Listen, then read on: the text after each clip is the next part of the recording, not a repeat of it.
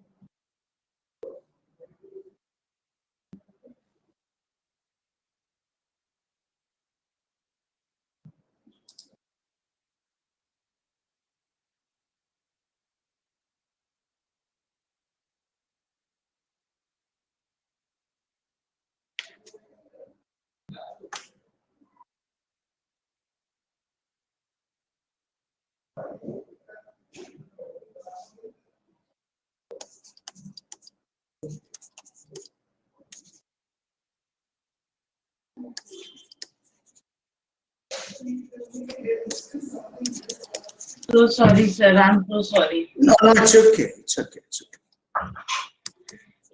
Actually sir, I start my studies at 6:30 no. Okay. So मैं इधर room में आ जाती हूँ, in my study room. So मुझे मेडिसिन लेनी होती है, तो मैं I just go down once before starting.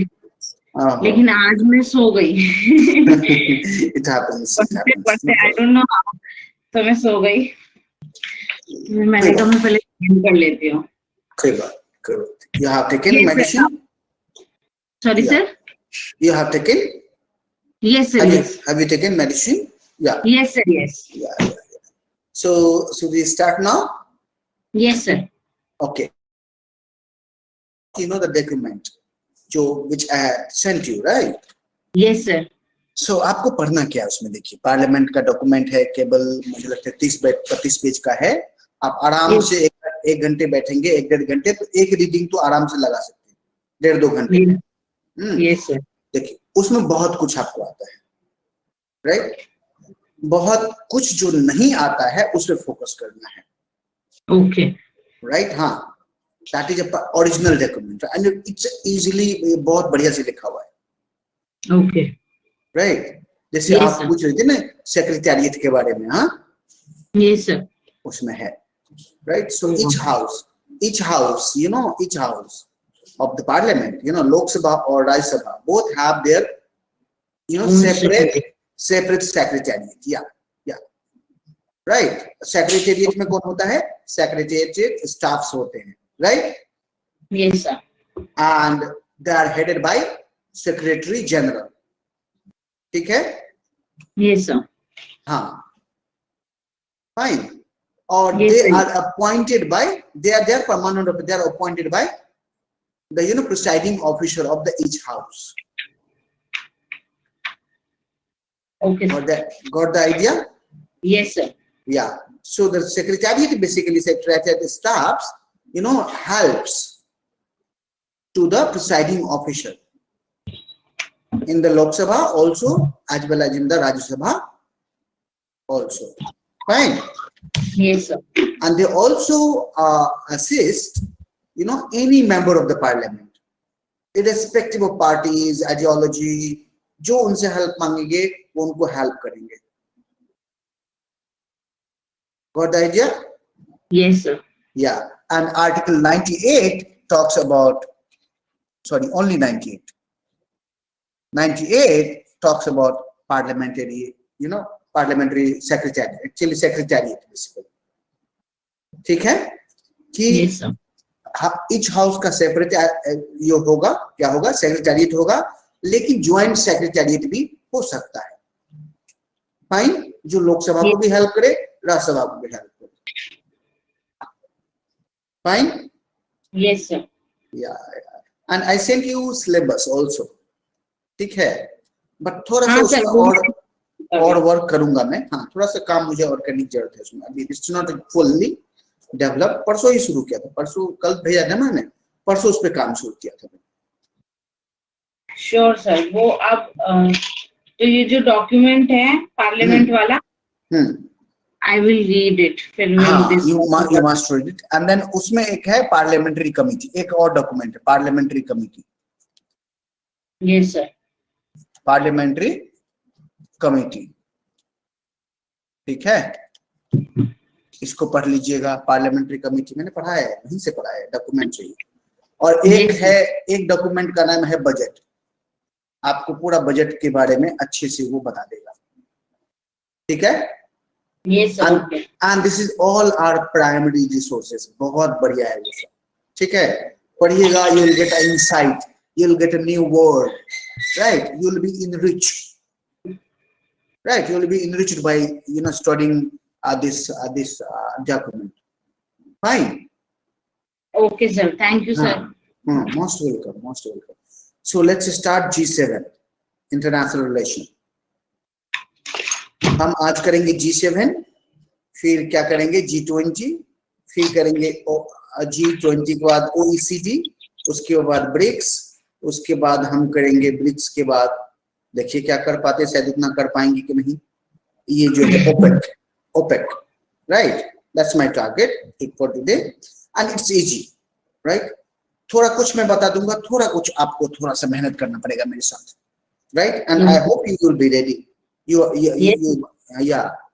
are ready to, you know, work with me. Sir, yes. Very good. So let's start G7. Yeah. ये G7 का emergence कैसे हुआ वो बताता हूँ, right? क्या हुआ 1973 में ऑयल क्राइसिस हुआ, राइट। ऑयल क्राइसिस कहां पर? मिडिल ईस्ट में। मिडिल ईस्ट आपको पता है कि जो मिडिल ईस्ट कंट्री है वो ऑयल रिजर्व वहां पर बहुत ज्यादा है, राइट। OPEC country, right. यहाँ पहले हम यही देख लेते हैं, थोड़ा सा बैकग्राउंड दे देता हूँ, जरूरी है। यस, दिस ओपेक कंट्री, ये ओपेक कंट्री है, organisation of the petroleum exporting countries, fine. Yes sir. हाँ, ये बना था, ओपेक जो बना था 1960 में बना था। ओपेक क्या नाम है? OPEC, yeah, it is a organization of the petrol exporting country, yeah. सबसे ज्यादा कौन खरीदता है पेट्रोल? इंडिया भी खरीदता है। यूएस बहुत बाई करता है, यूएस, यूरोप, इंडिया, इनके पास ये इंडिया, ये सब इनके पास। यूएस के पास है लेकिन वो अपना रिजर्व रखा हुआ है। यूएस के पास वो बहुत है रिजर्व करने के लिए। हाँ। इंडिया के पास बिल्कुल नहीं है। अब 70% जो हमारा ये एक्सपोर्ट का मनी है वो कहाँ जाता है? पेट्रोल खरीदने में, अभी हमने यूएस में भी वो खरीदा ना कि हमारा भी ऑयल रिजर्व कर लो, और जब हमें फिर जरूरत होगा तो ऐसा डील किया ना उनके साथ। पता है, मुझे भी पता करना पड़ेगा अगर ऐसा है। नहीं, ऐसा एक डील हुआ है, राइट। ओके, इंडिया और यूएस के बीच में, इंडिया और यूएस के बीच में, कि क्योंकि या आई डोंट नो वो प्लान कर रहे हैं, ऐसा I have read it somewhere कि हमारे यहाँ पे ना प्रॉब्लम ये है कि हम तो इससे भी ज्यादा और भी कर सकते हैं जितना यूएस भी इंपोर्ट करता है, बट इशू हमारे पास रिजर्व के लिए ही नहीं है। हम कहाँ रिजर्व करेंगे, कहाँ रिजर्व करेंगे? रिफाइनरी नहीं है हमारे पास। तो इसीलिए या सो जो ओपेक कंट्री है उसमें 12-13 कंट्री है। आप देखिए, Iran, Iraq, Kuwait, UAE, Qatar, Saudi Arabia, Algeria, Libya, Venezuela, Nigeria, Angola, Ecuador, right. Yes sir. But major जो ऑयल रिजर्व कंट्री है वो ये है, Iran, Kuwait, Iraq, UAE, Saudi Arabia and Qatar. ये जो है हब है पूरा यहाँ पर तेल का, राइट। Yes sir. 1970 एक्चुअली क्या है कि आपको बताया कि मैंने WTO बन गया था, वर्ल्ड बैंक बन गया, वर्ल्ड बैंक IMF बन गया था, उनका अपने चलता था। यूएस का अपना चलता था, यूएस अपना चलाता था, राइट। ओके। हाँ, जब पोस्ट वर्ल्ड वॉर के बाद एक्चुअली यूएस अपना चलाता था। उसके बाद क्या हुआ कि 1973 में और इधर क्राइसिस भी था, राइट। इजराइल का प्रॉब्लम था।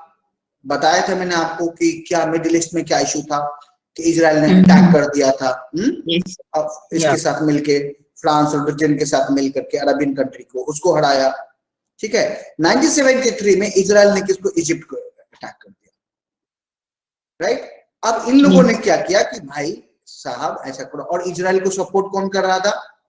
यूएस। अब इन्होंने क्या किया कि ऐसा करो, इनका तेल बंद करो, हम तेल नहीं भेजेंगे, फाइन। अब तेल नहीं भेजेंगे, भाई तेल आना बंद हो जाए तो किसी का तेल निकल जाए, है ना? नहीं। Yes sir. अब मान लीजिए कि तेल मुझे ना मिलना, तो मैं कैसे आ पाऊंगा यहाँ पर? अगर सारे पेट्रोल पंप 5 दिन के लिए बंद हो जाए तो बस वही, तो फिर वही साइकिल लेकर निकलना पड़ेगा। आधे घंटे के बदले 3 घंटे में पहुंचना पड़ेगा, 2 घंटे में, है ना? तो ऑयल क्राइसिस हुआ। अब झटका लगा, शॉक लगा किसको? यूएस को, यूरोपियन कंट्री को, राइट। उनको लगा कि यार ये तो बड़ा प्रॉब्लम है। हाँ, इसको डील करने के लिए यूनाइटेड स्टेट ऑफ अमेरिका ने इनवाइट किया यूके के मिनिस्टर्स को कि आइए इस पर हम बात करते हैं। राइट।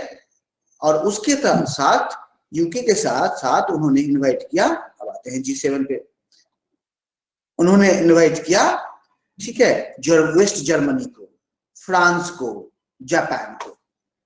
किस तरह से जो ऑयल प्रॉब्लम है, ये जो हमारा प्रॉब्लम है, इकोनॉमिक प्रॉब्लम, जो म्यूचुअल कोऑपरेशन का प्रॉब्लम है, उसको हम सॉल्व करें, right. Yes sir. You got the idea? हाँ, यस सर। बाद में क्या हुआ कि ये जो 4-5 चार्ट थे, उसके बाद इटली भी इंक्लूड हो गया। कौन कौन था पहले? पहले था यूएस। एक्चुअली यूएस, हाँ यूएस का बनाया हुआ ग्रुप है ये। यूएस इसमें डिग्गा है दादा, राइट। तो यूएस का बनाया ग्रुप है। यूएस ने इनवाइट किया किसको? यूके को, जर्मनी और वेस्ट जर्मनी को। आपको पता है उस समय जर्मन 2 भागों में बटा हुआ था। यस, वेस्ट जर्मनी, हाँ वेस्ट और ईस्ट। ईस्ट था यूएसएसआर के इन्फ्लुएंस में, वेस्ट जर्मनी था फ्रांस जर्मनी या फ्रांस और यूके के इन्फ्लुएंस और यूएस के इन्फ्लुएंस में। तो US, UK, West Germany, Japan, इन्होंने डिस्कस किया कि हमारा जो म्यूचुअल कोऑपरेशन है कैसे होगा, right. How we can maintain the oil export from the OPEC countries, fine. Yes sir. So ये जो 4-5 थे, 4 थे ना, 1 2 3 4, यस 4 हुए, नहीं 5, यूएस भी तो है। तो यूएस, यूके, वेस्ट जर्मनी को मैं WG लिख रहा हूँ, हाँ, फ्रांस और जापान। बाद में इसको इटली को जोड़ा गया, राइट। Yes sir. बाद में इसको इटली को भी जोड़ा गया और इटली को जोड़ा गया। इटली के जोड़ने के बाद ये हो गया 1 2 3 4 5 6, ये हो गया G6, right. Yes sir. Any confusion? No. अच्छा, जब कंफ्यूजन नहीं है, फिर 1976 में हमने कनाडा को जोड़ लिया, 7 हो गए, हमारा G7 हो गया, ठीक है। और बाद में जब कोल्ड वॉर खत्म हो जाता है, रसिया ठंडा पड़ जाता है, रसिया को अपनी चीजें पता चल जाती है कि हम कितने पानी में हैं, तो रसिया भी इच्छा जाहिर करता है कि मैं भी इसको ज्वाइन करूंगा, राइट। उसके बाद 1998 में आकर के G7+1 बन जाता है, यानी कि G8 बन जाता है, राइट। बट रसिया क्या करता है, 2014 में क्रीमिया पे अटैक करता है, राइट। यस। और क्रीमिया पे अटैक करने के बाद रशिया को ये लोग भगा देते हैं, क्योंकि क्रीमिया, आपको पता है कि पूरा यूएसएसआर टूट चुका था, मतलब रशिया बन चुका था। उसके बाद जितने भी कंट्री थे वो सब यूएस के प्रति श्रद्धा हो गए थे, भक्त बन गए थे यूएस के। 1990 के बाद की बात बता रहा हूँ, राइट। और ईयू के भक्त बन गए थे, फाइन। अभी जॉर्जिया ने ज्वाइन कर लिया है किसको? नाटो को, राइट।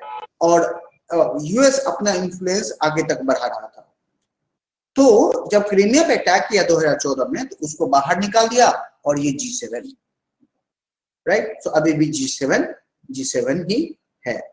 उसके बाद इसके स्ट्रक्चर में कोई बदलाव नहीं आया है। ये सामने G लगाने का कोई स्पेसिफिक कारण, ये सिर्फ ग्रुप है? Group, its group. G का मतलब ग्रुप। हम भी तो ग्रुपिंग करते हैं, अपने दोस्त बनाते हैं, लाइक माइंडेड फ्रेंड नहीं बनाते हैं, या लाइक माइंडेड फ्रेंड्स। हाँ, हम कहीं भी जाते हैं तो ग्रुप बना लेते हैं। ये कंट्री कौन है? कंट्री के लीडर्स तो ही है ना, ह्यूमन बिहेवियर है, ये इंसान है, वो सब है ना। यस। इन्होंने ग्रुप बनाया। तो G7 में 7 मेंबर है। 1975 में पहली मीटिंग हुई थी। ये लोग डेवलप्ड कंट्री, सबसे हाईली डेवलप्ड कंट्रीज का ये एक ग्रुप है। दुनिया के जो सबसे ज्यादा डेवलप्ड कंट्री है, उनका ये G7 ग्रुप है। 40% जो वर्ल्ड जीडीपी का इनका कंट्रीब्यूशन है, 40%, राइट। yes, और 100 में से हर 10 लोग यहाँ का है, या 10 में से हर 1 लोग यहाँ का है G7 का, राइट। yes, sir. तो G7 का ये हाल चाल है। अब क्या है कि G7 के बहुत सारे सबमिट हुए, 46-47 सबमिट हुआ है, राइट, 47 सबमिट हुआ है। ये जो लास्ट सबमिट हुआ था ये 47 सबमिट था, उससे पहले 46 हुआ था यूएस में, राइट। उसके बाद उससे पहले फ्रांस में, उससे पहले कनाडा में, उसके पहले इटली में। सबसे बड़ी बात है कि जब G7 की जो मीटिंग होती है तो उसमें ये लोग और को बुलाते हैं, इनके हैं गेस्ट 5, तो G7 प्लस 5। yes. ये 5 कौन कौन है? ये हैं, बताइए, ये ब्रिक्स में से रशिया को तो हटा ही दिया ना, तो ब्रिक्स के और सारे कंट्री हैं, जोड़िए कौन कौन है। ब्राजील भी है, Brazil, yes, India, China, yes, south Africa, यही तो है, प्लस मैक्सिको, एक मैक्सिको जोड़ दीजिए, यही 5 है। ये 5 गेस्ट हैं इनके।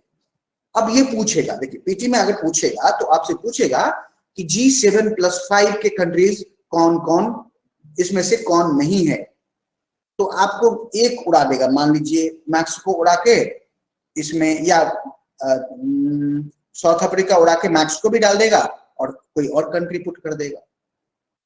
तो आपको याद रखना, ब्रिक्स में से रसिया को तो भगा ही दिया है इन लोगों ने, yes, तो ब्रिक्स के 4 कंट्री हैं और एक मैक्सिको है, राइट। तो सर ये जो 5 जो ये गेस्ट हैं, वैसे ये गेस्ट हैं, लेकिन ये फिर ये भी परमानेंट रहते हैं, जैसे 5 है ये हमेशा यही गेस्ट रहेंगे, ये चेंज होते रहते हैं? गेस्ट यही कंट्री है, जैसे ये जैसे ये नो सार्क के, आसियान के ऑब्जर्वर कंट्री है, आसियान, हाँ आसियान के ऑब्जर्वर कंट्री, तो वो ऑब्जर्वर कंट्री हमेशा ऑब्जर्वर कंट्री रहेंगे, वो गेस्ट बदलता नहीं है।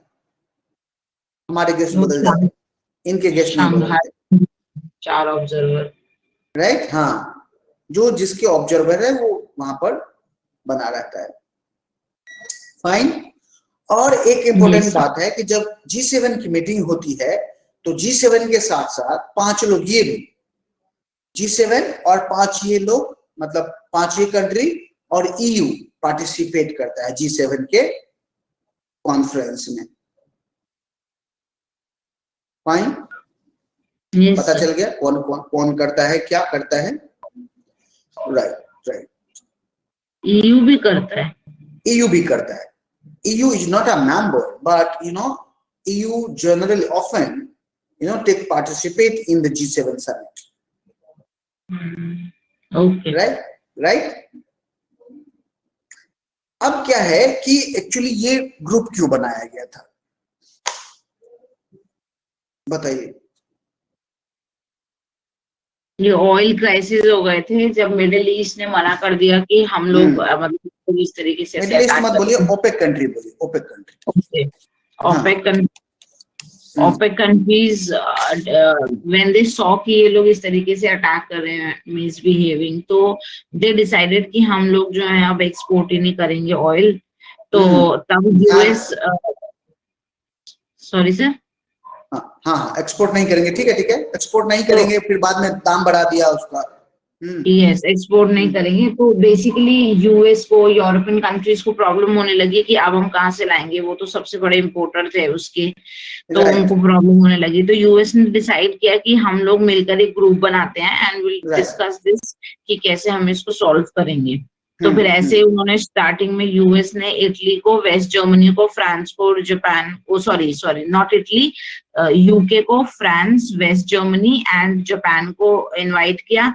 बाद में उसमें इटली को भी जोड़ा और फिर बाद में कनाडा को एंड देन रशिया। फिर रशिया ने लेकिन क्रीमिया पर अटैक कर दिया, तो उसकी वजह से मतलब उसने एक तरीके से रूल्स तोड़े या जो भी, तो रशिया ने अटैक किया क्रीमिया पर, तो उसको जो है वो जी इससे निकाल दिया गया, and then it again became G7. G7, yeah, very good, very good. And what about +5?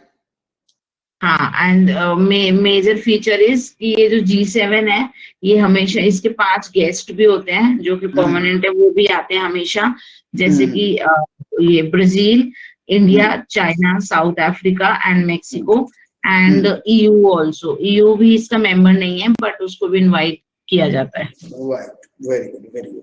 जो 5 गेस्ट है इनके पास, वो 2005 से है. कब से है?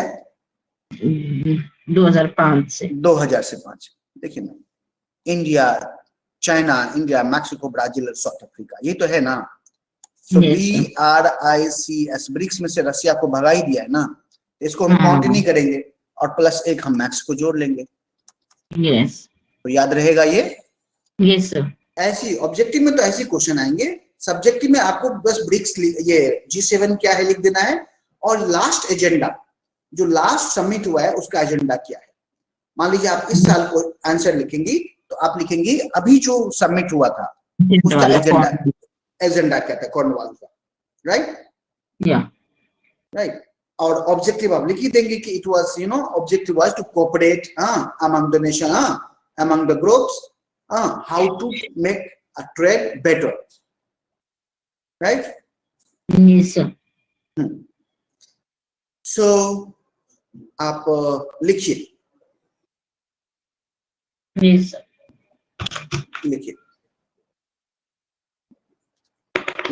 In the wake of 1973 oil crisis, in the wake of, in the wake, WAKE, wake of 1973 oil crisis, मतलब 1973 के ऑयल क्राइसिस के उपलक्ष्य में, है ना. Yes sir. In the wake of 1973 oil crisis, the US started grouping the US, the major oil importer of the world,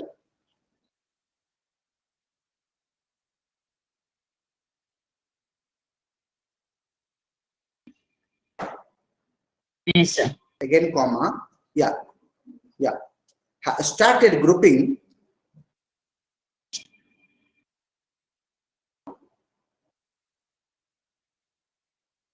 yes sir.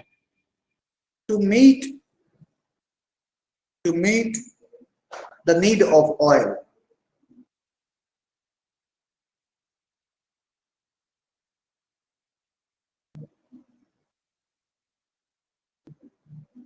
Yes sir.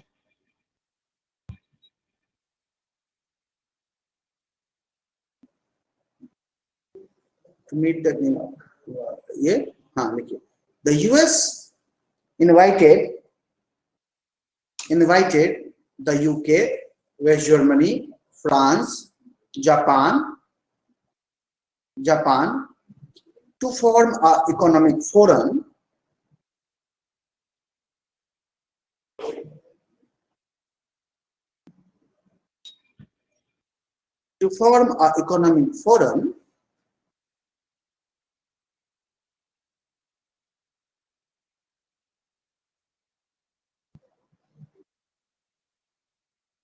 Yes sir.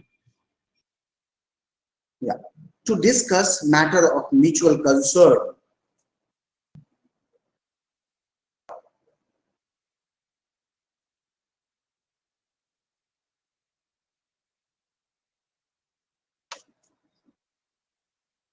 Yes sir.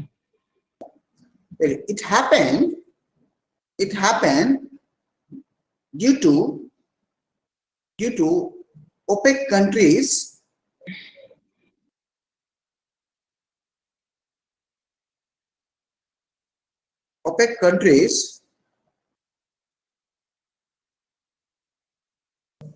announced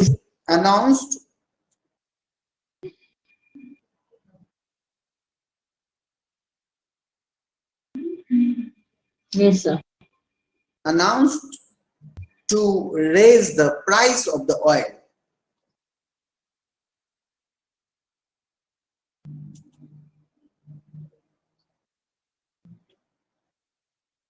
Yes, sir. As a political response to Arab-Israeli conflict.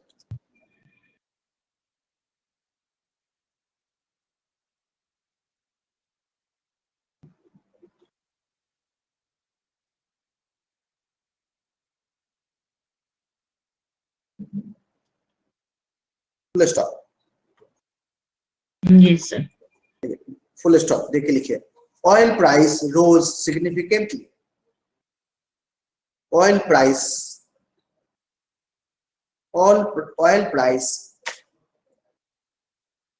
rose significantly. Yes. It has created problem for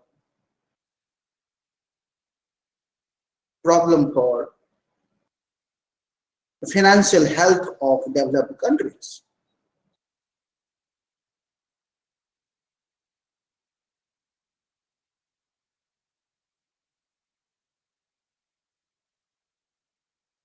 Financial health of developed countries.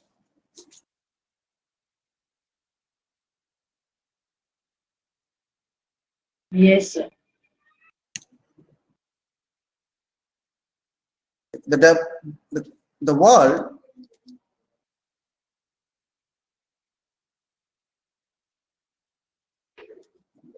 Yes, sir.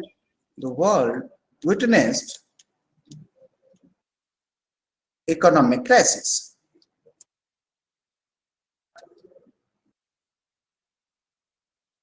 In 1973,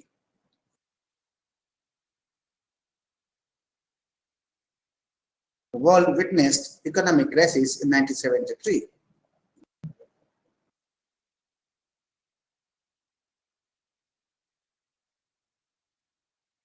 Yes, sir. Yeah. It was the first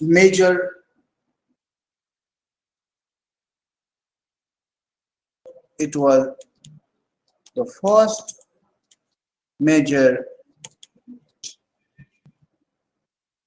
post WW2 recession.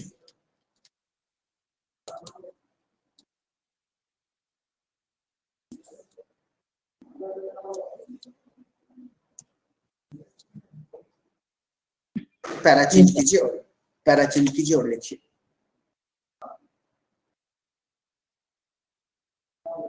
Para change करके लिखिए.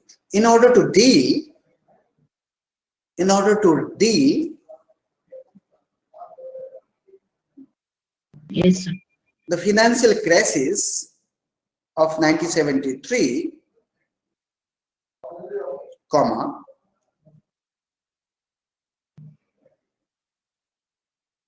Yes, sir.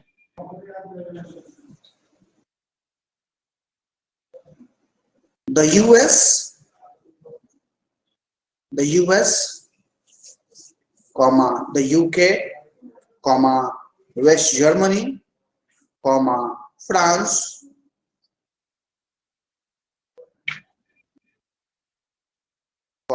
Japan, and Italy.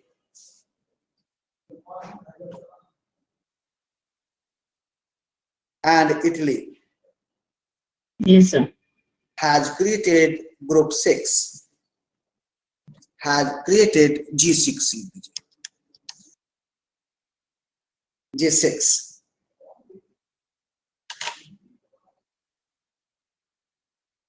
Yes, sir. Okay. They held first summit in 1975.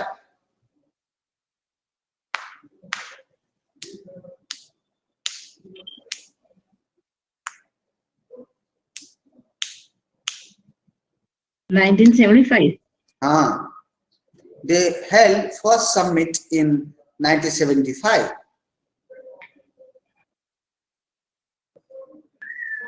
Yes, sir. Canada was inducted in 1976. Canada was inducted or included, whatever you want. Inducted भी word use होता है, हाँ, include करना, उसको अंदर ले आना. Canada was inducted in 1976. Yes, sir.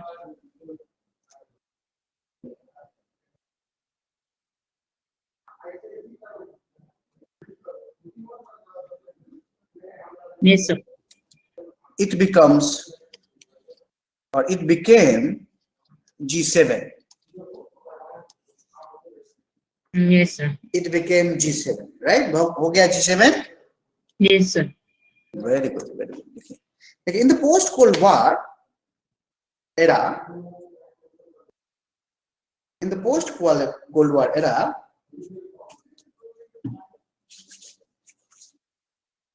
Yes, sir. Group 7 emerged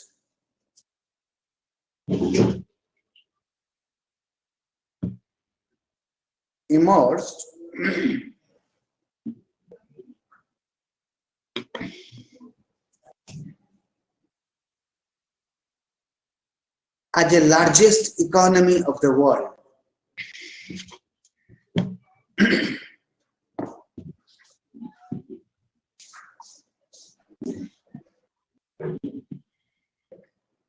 Largest economy of the world. Yes, sir.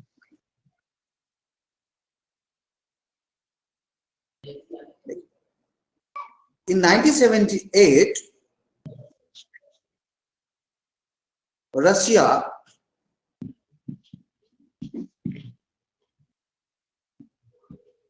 Yes, sir. expressed to be a member of G7. Hence, Russia was included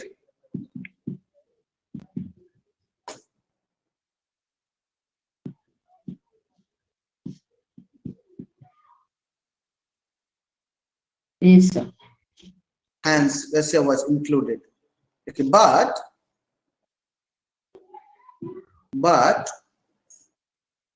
Yes, sir. due to annexation of Crimea in 1974,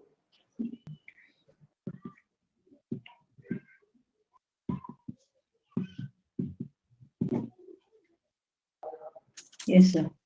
Russia's membership was suspended. Comma लगा के लिखेगा. Russia's membership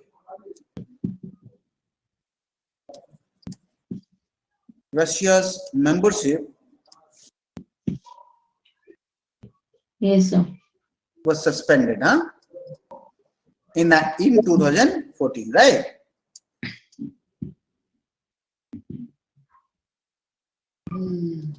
Annex कब किया उन्होंने? Annexation of Crimea in 2014. Next कर लेता है, फिर वहां से निकल जाता है, फिर से जाके नेक्स्ट कर लेता है इसका कुछ. हाँ, ये क्रीमिया, जॉर्जिया, ये ऐसे ऐसे कंट्री है ना ये सब. तो एनेक्स भी उन्होंने 2014 में किया और मेंबरशिप भी तभी सस्पेंड हो गई थी. मेंबरशिप सस्पेंडेड हुआ था. That's I'm informed. Annexation we'll have to see. Right? देख लेंगे. That's a factual data.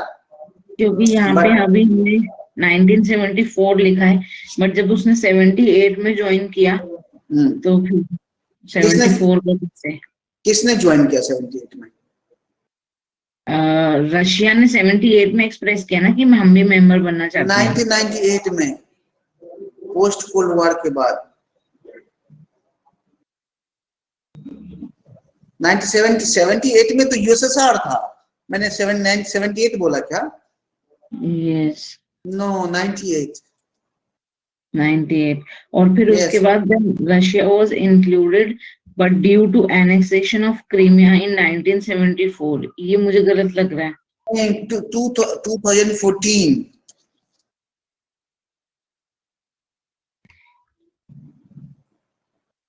ओहो, मैंने यहाँ पे सब लिखा हुआ है. यू सी, ऐसे ना लिखें नहीं तो गड़बड़ हो जाएगा.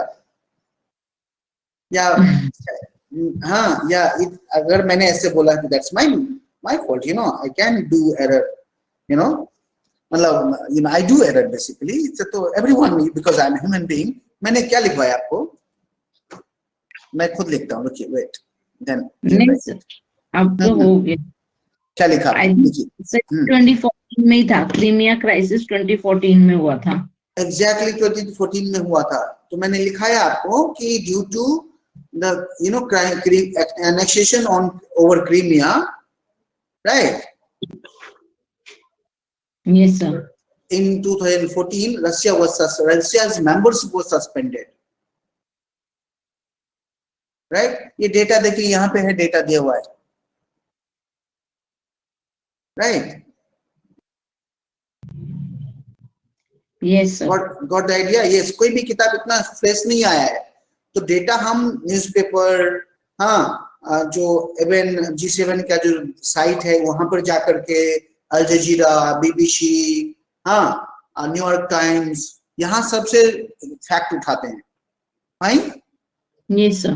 There is no such book कि आपको किताब बता देगा सब कुछ, नहीं। इसलिए reading newspaper is very necessary. क्या लिखा लास्ट में बताइए।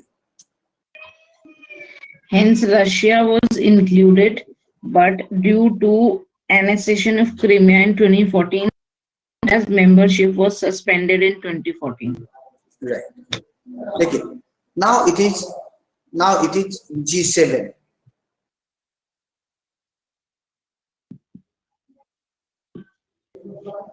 G7 fine. देखिए Yes sir. पहला चेंज कीजिए, लिखिए इन 2005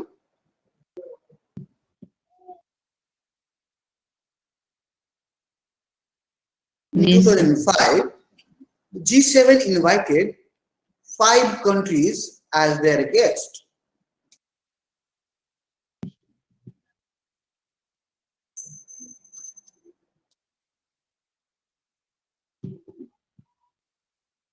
Yes sir. namely नाम खुद से लिखिए, मैं नहीं बताऊंगा, आप बताइए। Yes. हाँ Brazil, तरीका बता, टेक्निक मैंने बता दिया कैसे आप। Brazil, India, China, South Africa, Mexico. Very good, excellent.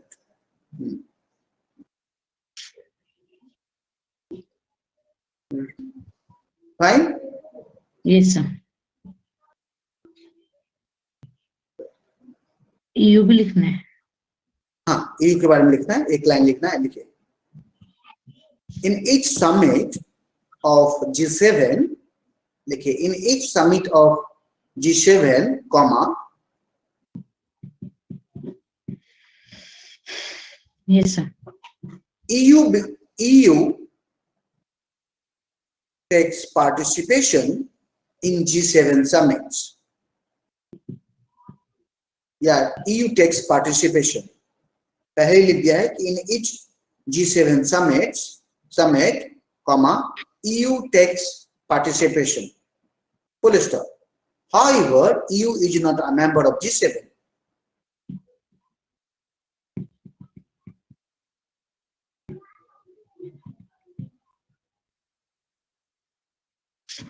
Fine? Yes sir. Yeah. देखिए, there are 47 या 48? 47, yeah, 47. There are 47 G7 summits so far.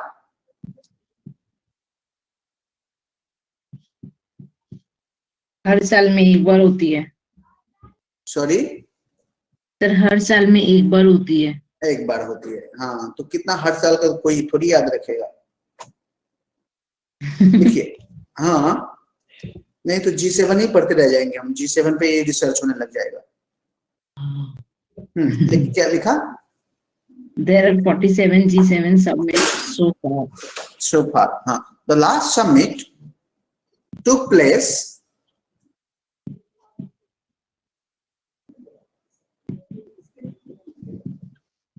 Yes sir. in Cornwall, UK.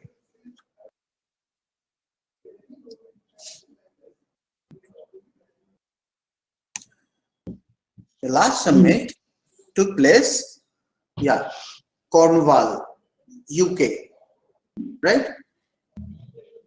Right. Yes. Yeah. Okay. The world leader of G7 met in Carbis Bay Hotel in Cornwall. Carbis, C-A-R-B-I-S, Carbis Bay Hotel, Cornwall, UK, 2021. Yes, sir. Yeah. Get clear? Yes, sir. The world leaders of G7 met in at Carbis Bay Hotel in Cornwall, UK, 2021. देखिए, the major issue was, the major issue, ऐसे लिख दिए, major issue, major issue, पहला लिखिए, major issues में क्या major issue था इस बार का?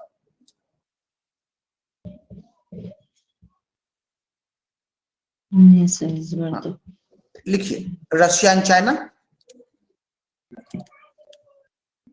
रशिया एंड चाइना मतलब कैसे रशिया एंड चाइना को हम कॉम्बैट करेंगे, कर्व करेंगे, राइट? इसको कैसे चाइना, यस सर, हम बात कर चुके हैं कोल्ड वॉर 2 का, right? You have to just interlink Russia and China is posing threat to US, and मैंने बता दिया G7 इज अ जो यूएस का पूरा वहां पे होल्ड है। Russia and China major issue. दूसरा लिखिए, COVID-19 पैंडेमिक। थर्ड लिखिए, economic recovery.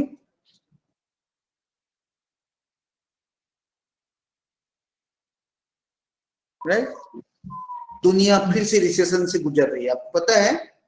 Yes sir, due to this COVID pandemic. The entire world का जो जीडीपी है वो नेगेटिव में है। इंडिया कितना है पता है आपको? नहीं, फिगर -7। हाँ, और यूएस का कितना है? -1। राइट? अच्छा, चाइना का कितना है? चाइना का पॉजिटिव है 3।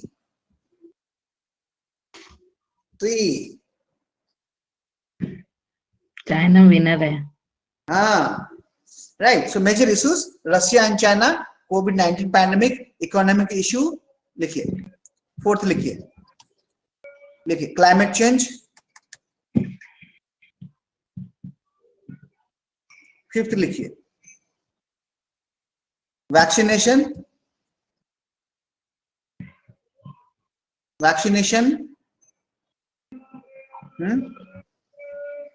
To deal with COVID. और वैक्सीन डोनेशन लिख दीजिए। हम तो कोविड ऑलरेडी बात कर चुके हैं, वैक्सीन डोनेशन।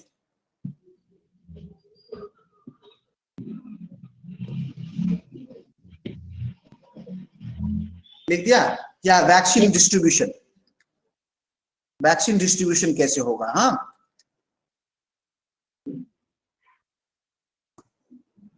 लिख दिया? Yes sir. सिक्स्थ लिखिए, corporate tax. Corporate and multinational tax. Corporate tax लिख लीजिए, सिंपल कॉर्पोरेट टैक्स लिख दिया? Yes sir. ये मेजर इश्यूज हैं अभी जो हुआ है, राइट? अब एक एक लाइन सबको एक्सप्लेन करना है। आप कर पाएंगे या मैं करा दूं? एक एक line, India China, sorry China and Russia, तो कैसे करना है? राइट? और फॉर योर हेल्प मैंने यहाँ कुछ लिखा है, जैसे कोविड-19 pandemic, you have to write the world is facing COVID-19 pandemic, crisis. And the developed countries like US, right? Italy is the worst victim, right? Are you getting my point? आपको पता है कि वहां पर जो अभी तो इंडिया में इतना हुआ, इंडिया से पहले ट्रंप के टाइम में यूएस में बहुत लोग मर चुके थे। एक दिन में 2 लाख 3 लाख वहां पे उगाहा होता था। 1500 1400 हाँ 1000 2000 2500 वहां भी लोग मरते थे। उनका तो फर्स्ट वेव में ही इतना बुरा बहुत बुरा हाल हो गया, राइट? सो कोविड पैंडेमिक, इकोनॉमिक रिकवरी के बारे में लिखना है आपको कि पैंडेमिक, कोविड-19 पैंडेमिक ने it was it is a new financial crisis brought up by pandemic, right? Yes sir. Got the idea? और आपको लिख देना है यूएस का 1, इंडिया का -7, राइट? किसी भी कंट्री का पॉजिटिव में नहीं है एक्सेप्ट चाइना। ये दिमाग में रखना आपको, हाँ, इस पैंडेमिक 2020 का। Then climate change, then vaccine distribution. Corporate tax में आपको लिखना है कि they have agreed to minimise the corporate tax. सबसे ज्यादा प्रॉब्लम होता है किसको होता है पता है? कोई भी समस्या आती है कॉर्पोरेट को सबसे ज्यादा प्रॉब्लम हो जाता है, मल्टीनेशनल कंपनी को सबसे ज्यादा प्रॉब्लम होता है। कहने के लिए तो हमें प्रॉब्लम है, जो गरीब गुरबा लोग हैं उनको सबसे ज्यादा प्रॉब्लम है। हाँ, उनको खाने पीने को नहीं मिलता। कॉर्पोरेट वाले अलग से चिल्लाने लग जाते हैं, हाँ जी हमारा इतना करोड़ का नुकसान हुआ। अब वो करोड़ में बात करते हैं, हम तो रुपए में बात करते हैं, हम तो रोटी की बात करते हैं। जो गरीब है वो रोटी की बात करता है ना? यस। कॉर्पोरेट बात करते हैं जी हमारा करोड़ों में नुकसान हो गया। तो गवर्नमेंट भी क्या करती है, चलो जी हम आपका जो टैक्स है वो माफ कर देंगे। अब इनका जो टैक्स होता है या इनका जो ये होता है, टैक्स तो माफ करते ही करते, सरप्लस मनी इनको देते हैं कि आप फिर से रिवाइव कीजिए इकोनॉमी को, राइट? ये क्योंकि फिर जुड़े हुए हैं ना, इनसे तो एम्प्लॉइज जुड़े हुए हैं। अगर यही जाएगा तो फिर फर्दर लॉस कर देंगे उनका। एग्जैक्टली देंगे। हाँ, थोड़ा वैक्सीन का मैं डेटा बता देता हूँ, ये लिखा हुआ है, देखिए यहाँ पे लिखा हुआ है। आप थोड़ा ना आज थोड़ा पीपीटी यूज कीजिएगा। 50 बिलियन वैक्सीन डिस्ट्रीब्यूशन करना है हमको। कितना करना है? 50 billion vaccine. 50 billion vaccine distribution करना है, राइट? मिनिमाइज करना है टैक्सेस, ऑल मल्टीनेशनल कंपनीज का जो टैक्सेस है वो ये करना है, राइट? अगर आपको थोड़ा सा ज्यादा पढ़ना हो तो आप क्या कीजिएगा, बीबीसी का मैंने एक वेबसाइट यहाँ पर एड्रेस दिया है आपको, आप देख रही हैं ये वाला, और एक अल जजीरा का है ये वाला। आप दोनों 10 मिनट लगेगा, इसको ऑन फटाफट किया और देख लिया क्या क्या लिखा हुआ है उसमें, ठीक है? 5-7 लाइन काम का होता है, सब बकवास होता है हमारे काम का। कि पर्टिकुलरली वैक्सीन के बारे में ये ऊपर वाला नहीं, G7 के बारे में, G7 के बारे में, मतलब अभी कॉर्नवाल में क्या क्या हुआ है, राइट? समरी मैंने इतने में लिख दिया है, 4 लाइन में, 5 लाइन में, आपको 4-5 पॉइंट में बता दिया मैंने समरी, उतना ही है और कुछ नहीं है। वैसे मैंने भी एक एडिटोरियल सेव करके रखा है, बिकॉज आई वाज रीडिंग वो G7 के बारे में। तो ऐसे कीजिएगा ना कि उसको लिख ही लीजिएगा आज, ये मत कीजिए कि मैं कल करूंगी या छोड़ दूंगी, वो कल कभी नहीं आता है।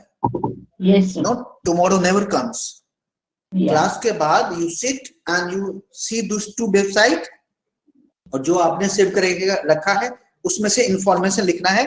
और मैं बता, इंफॉर्मेशन लेथार्जिक नहीं होना चाहिए, 3-4 पॉइंट लिख दीजिए, ठीक है? जैसे मैंने पॉइंट वाइज लिखा दिया ना, इतना बहुत है, ऐसे लिखना बहुत है। Yes sir. हाँ, ठीक है, चलिए अब G20 करें।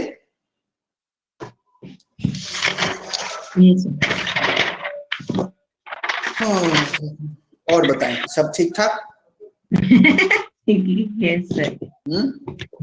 Yes sir. सर इतने देर में क्या गड़बड़ हो जाएगा? नहीं सर, हो सकता है, अभी आजकल तो हो सकता है।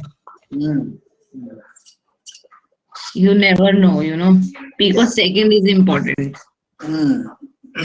मुझे तो लगता है कि जो ये जो 3rd वेव आ रहा है, पता नहीं फोर्थ वेव आएगा, फिर फिफ्थ सिक्स सेवेंथ ऐसे जाएगा, और हर वेव में लोग कम होते जाएंगे।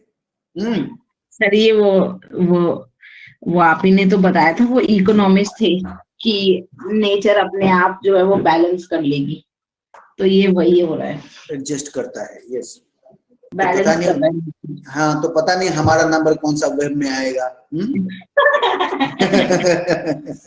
नहीं, अब पहले से ही पता हो तो सर फिर तो हाँ बनना। कुछ किया जाए, नहीं तो हम पता नहीं हमारा नंबर कब आएगा। हमारा भी तो नंबर आएगा। वी आर नॉट इमोर्टल, हाँ, we are mortal, right. Right. So ये सारा जो क्लास है, ये यूपीएससी की जो मोह माया है, हाँ, छोड़ देते ये सब ऐसी पड़ी रह जाएगी। हाँ, फिर अगर पता हो कि हमें इस वाली वेव में जाना ही है तो फिर सब बाहर मस्ती करेंगे। राइट राइट, है ना। पर तो ये अभी हम जो बोलते ऐसा हैं, केवल तो पहले भी था सर, मतलब जैसे आप बाहर चले गए, मतलब accident is what, that is unpredictable, no. आपको एग्जैक्टली, कर सकते हो, आपको आपको नहीं पता है, बट इसमें तो हाँ, वेब में तो आपको पता है ना कि अब जो लेवल होता है ना ग्राफ पे, वो अनप्रिडिक्टेबल का, वो बहुत ज्यादा तेजी से बढ़ गया है, बहुत बढ़ गया, हाई हो गया है। अब तो मिनट का सेकंड का भी you never know. Right right right right. और जब तक मीडिया हाइप करती है ना, तब तक लोगों को लगता है oh my God it is getting out of control, और जब मीडिया वापस बाकी चीजों पे आ जाती है ना, तो पीपल थिंक्स कि अरे अब तो ठीक है, एवरीथिंग इज सो नॉर्मल, बिना मास्क के घूमो। Exactly the same thing happened पहले भी in the first wave itself. Right. People are casual, yes sir, कुछ नहीं होता है। हाँ, एक चीज, I am giving you one trick, मैं कितने बार बोला हूँ, आप जब भी G7, ये सब इकोनॉमिक कॉपरेशन वाले लोग हैं, हाँ, आप एक थ्योरी इसके मुंह पे चिपका देना। कौन चिपकाओगे बताओ?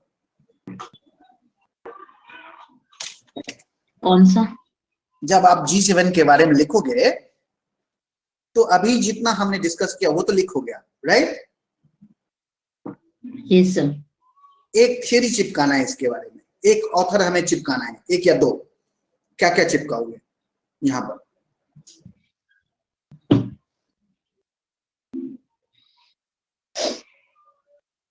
I have taught you everything.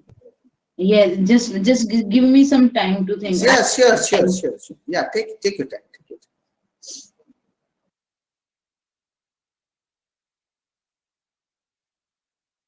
एक तो इकोनॉमिक इंटरडिपेंडेंस वाले हो सकते हैं। एग्जैक्टली इकोनॉमिक इंटरडिपेंडेंस वाले। यस इकोनॉमिक इंटरडिपेंडेंस, क्योंकि अल्टीमेटली क्या कर रहे हैं, ट्रेड की बात कर रहे हैं ये लोग भी। यस ट्रेड की बात कर रहे हैं। हाँ, इकोनॉमिक और दूसरा और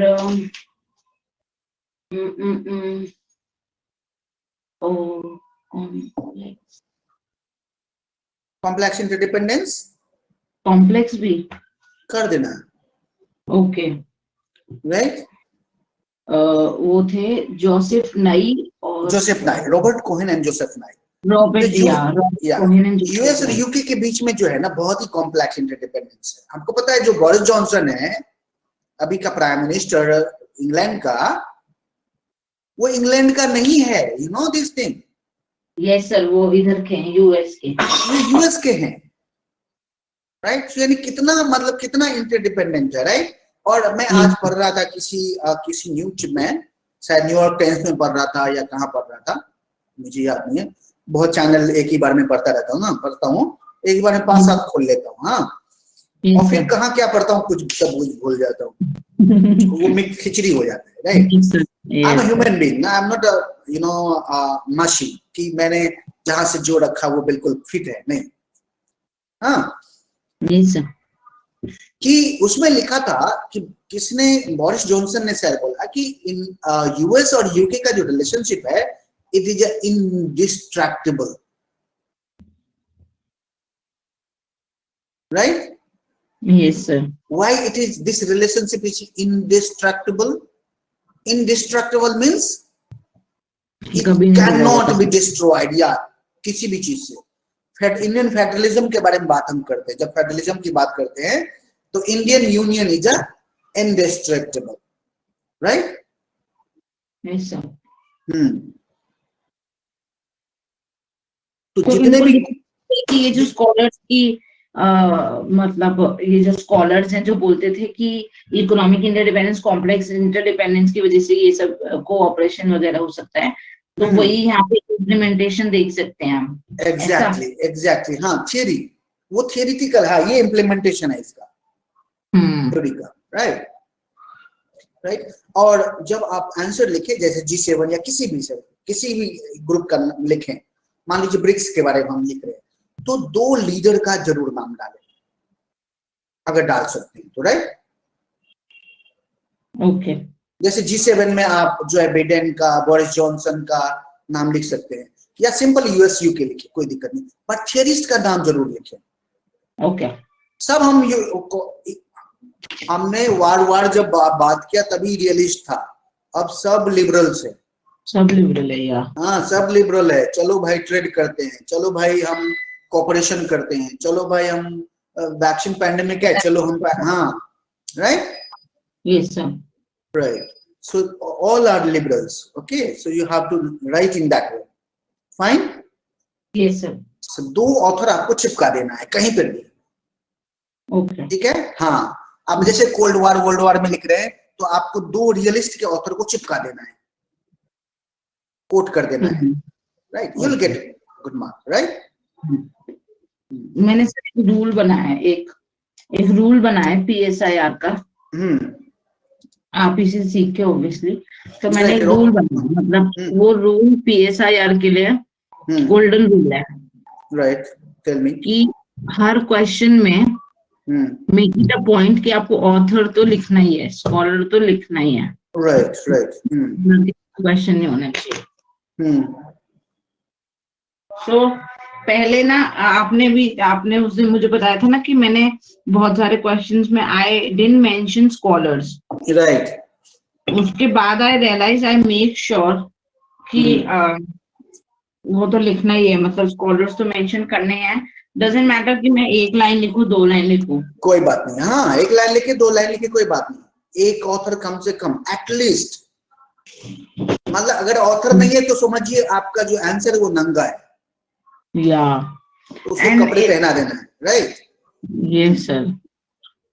और PSIR थ्योरी है तो फिर उसमें स्कॉलर्स तो होने ही चाहिए। थ्योरी नहीं भी है तो there are scholars who have their own opinion, right? Or you are a scholar, you can just match, right? You can compare. That's called analytical answer, right? You analyze. हो सकता है G7 और Robert Cohen में कोई संबंध ना हो, लेकिन रॉबर्ट कोहेन जिंदा था अभी भी, हाँ, जब ये लिखा गया था, तो कोई बात नहीं, संबंध है, आप बिल्कुल उसको साथ में पैच कर सकते हैं, right? And it would be a beautiful, everything is an art. Even war is an art, writing is also art, right? Speaking is also an art, right? So it's better कि आप जितना कोशिश करेंगे 1 author 2 author आप patch करें, उसको लगाएं, right?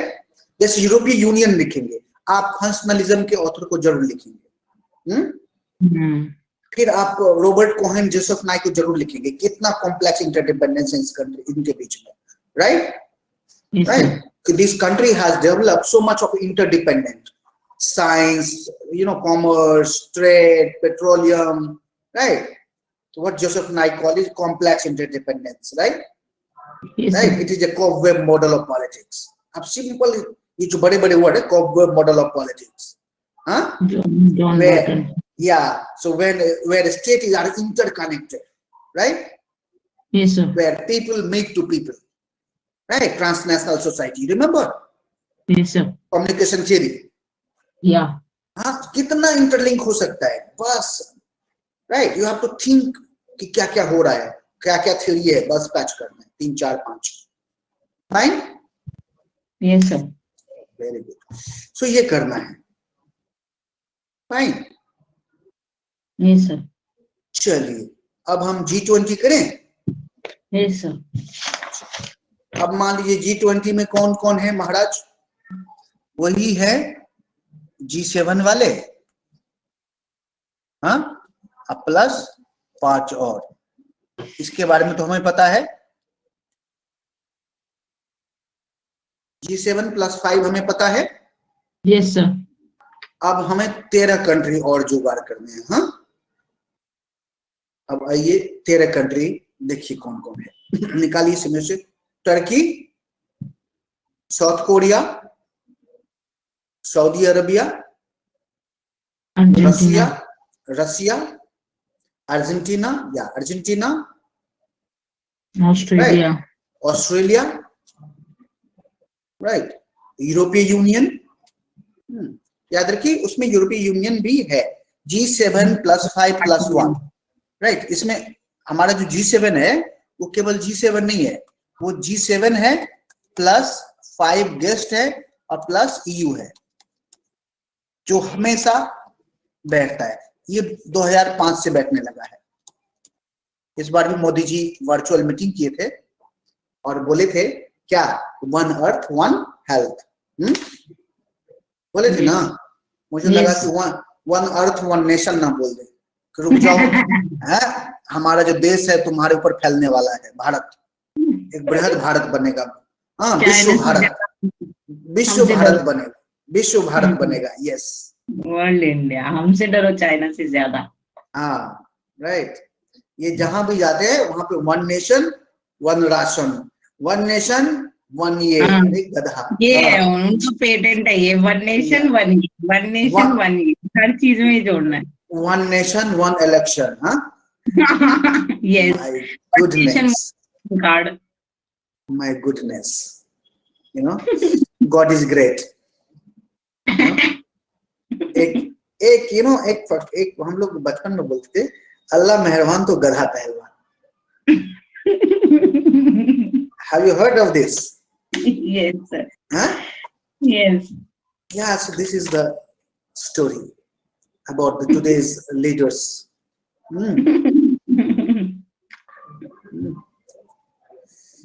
चलिए, so देखिए G20 is a more inclusive organization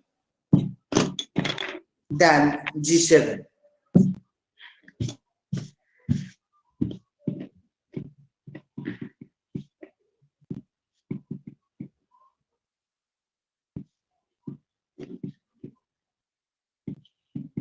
Yes, sir.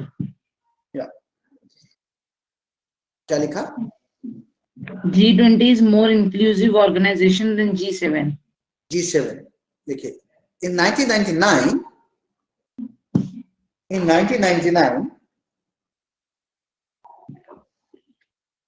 Yes, sir. G7 countries,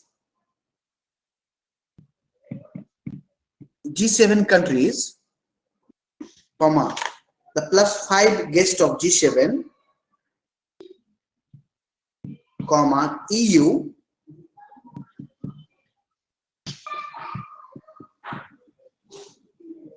Yes, sir. and Argentina, Australia, Indonesia, Russia, Saudi Arabia, South Africa, South Korea, Turkey are the member of G20.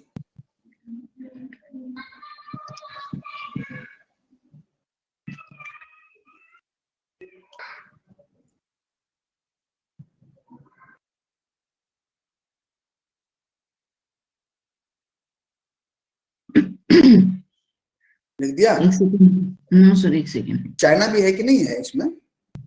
हाँ, China है ना, China है। हाँ, वो उसमें आ गया ना। अब सोचिए, हाँ, 5 में ही आ गया।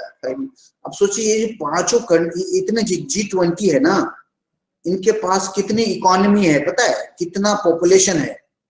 दुनिया का सारा पॉपुलेशन, दुनिया का सारा टेरिटरी, दुनिया का सारा GDP, दुनिया का सारा जो सब कुछ है, लार्जेस्ट इन्हीं के पास होगा, क्योंकि यहाँ EU भी है, यहाँ G7 भी है, यस सर, यहाँ ब्राजील, उसके बाद +5 भी है, उसके बाद रसिया भी है। Heavy weight.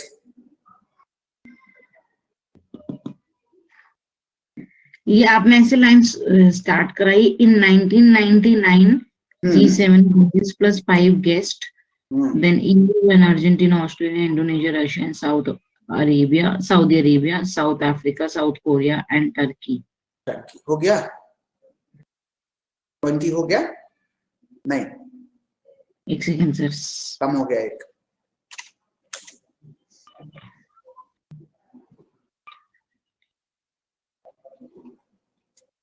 हो गए सर 21? नहीं, ज्यादा हो गया 21। किसको बना देना? मैंने South Africa I have written twice. वो तो साउथ अफ्रीका तो 5 गेस्ट में आ गया ना आज। हाँ, yes yes yes yes. Actually मैंने भी लिखा हुआ है ट्वाइस में, ठीक है। मैंने लिखा सर। मेरा एक नया मेंबर बन गया आज तो इसका।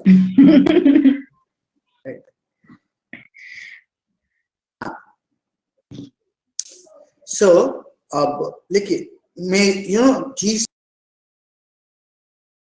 G20 ये 1999 में बना है, ठीक है।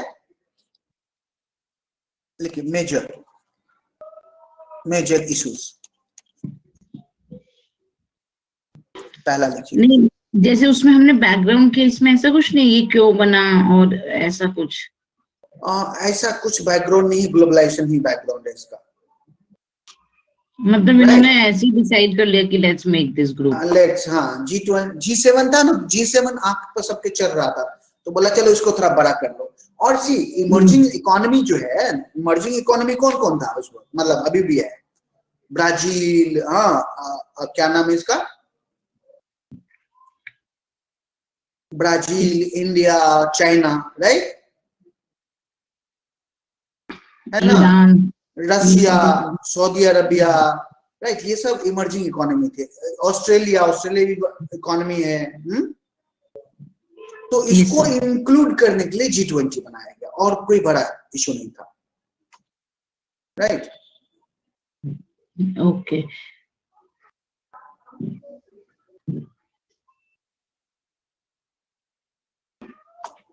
थोड़ा सा बैकग्राउंड लिखना है? नहीं सर, ऐसा कोई बैकग्राउंड है नहीं, हम जरूर का मतलब जबरदस्ती का बैकग्राउंड बनाने से बैकग्राउंड यही होगा कि इन G7 the emerging economy, like emerging economy of the world was ignored, right. Yes sir. To make the G7 more extensive, G20 was formed. Simple. यही बैकग्राउंड है, अदरवाइज कोई नहीं।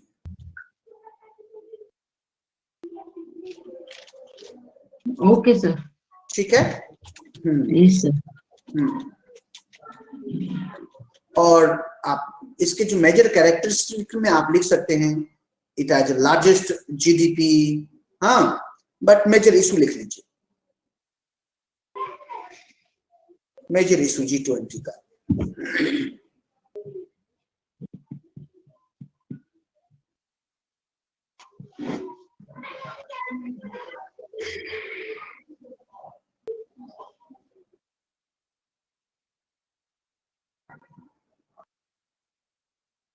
Yes, sir. G20 brings together important industrial and emerging market of the world.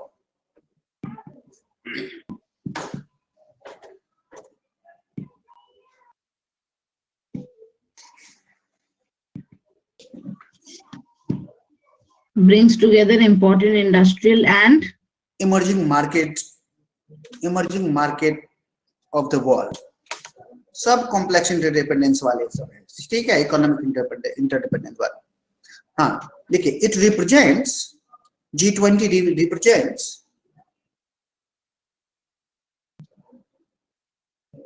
represents 90% of the global GDP. Sir कितना percent? 90%। 90% of global GDP. हाँ, सोचिए 10% बाकी पूरी दुनिया का 80% ऑफ वर्ल्ड ट्रेड। तो मतलब सिर्फ 20 कंट्रीज नहीं, 90% जीडीपी है उनके पास। हाँ, और क्या, कंट्रीज है। और मैं कैलकुलेशन कर रहा हूँ, कितना मैं बताता हूँ कितना पॉपुलेशन है। 190 3 से नहीं कटेगा ना, 2/3 नहीं कटेगा ना, 100 3 से 100 नहीं कटता है। नहीं पॉइंट आएगा। मैं भी मैथमेटिशियन बन रहा हूँ, देखिए। हाँ 99 कटेगा। एक 3 कितना होगा? 33 ना, 3 33.33 होगा ना। यस 33.3। राइट, हाँ ठीक है। तो 0.666, हाँ 66.6। हाँ लिखिए, कितना लिखा आपने फिर से? 80% of the world trade yes sir, and 70% of the world population.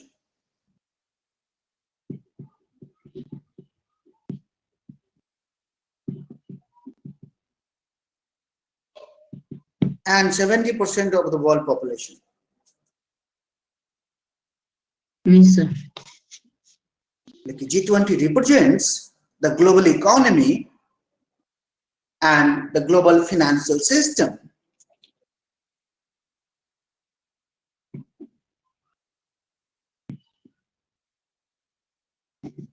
Global economy and global financial system.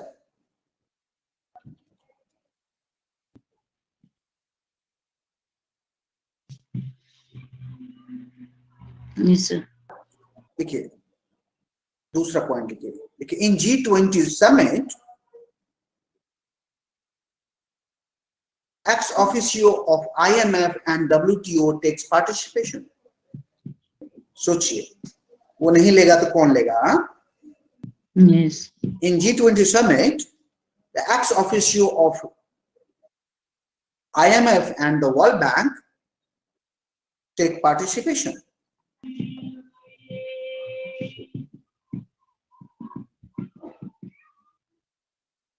Yes sir. Third लिखिए, the G20 has worked to promote growth, comma,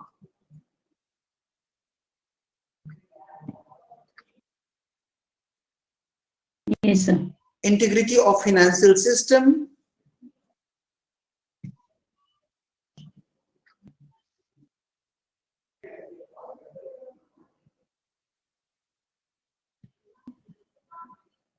Yes sir. yeah, combat terrorism,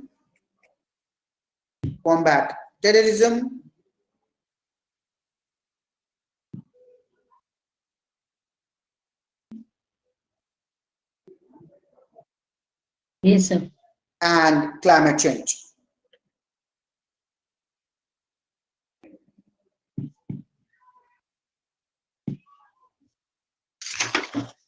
Done?